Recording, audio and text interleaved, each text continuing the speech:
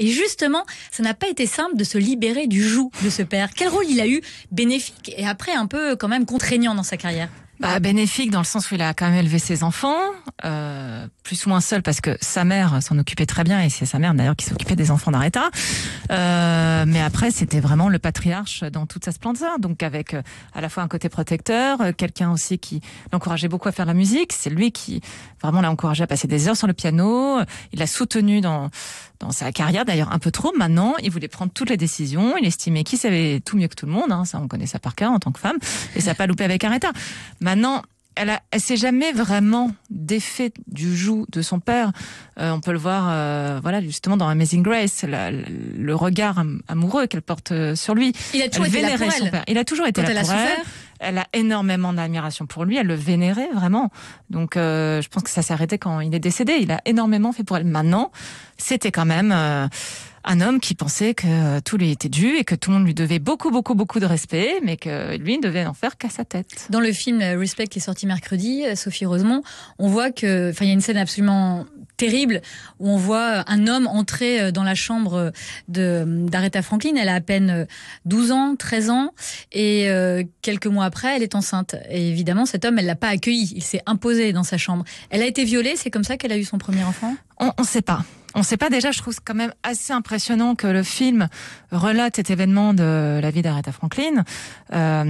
Donc, cette agression sexuelle, que je situerais plutôt aux alentours de 10 ans. Oui. Après, oui, il y avait quand même beaucoup d'adultes. Et ils faisaient beaucoup la fête chez les Ils faisaient beaucoup la fête, donc tout aurait pu se passer sans que le père y voit que du feu, même s'il protégeait ses filles. En tout cas, ce qui est sûr, c'est que son premier enfant l'a eu un peu avant ses 13 ans, ce qui est quand même pas très normal, même si c'était plus fréquent à l'époque.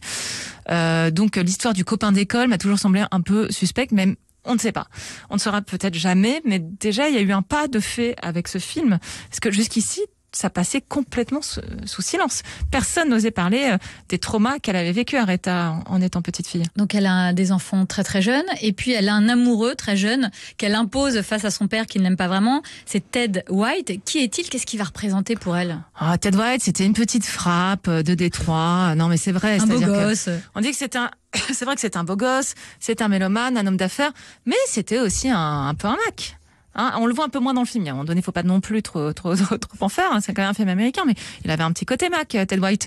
Donc, il s'impose un peu comme son agent, Oui, alors en fait, il part du principe, un peu comme le père, c'est bon, maintenant t'es marié avec moi, donc je vais prendre des décisions pour toi. Maintenant, c'est vrai qu'il s'est battu au début pour qu'elle change de label, il avait raison. Il était hyper pour Jerry Wexler, il avait raison. Il a soutenu énormément au début, mais au bout d'un moment, ça déraille quand il décide de tout faire à sa place, sauf que en l'occurrence, Aretha était l'artiste. Ça déraille, mais ça déraille au point qu'il va battre. Il la frappe.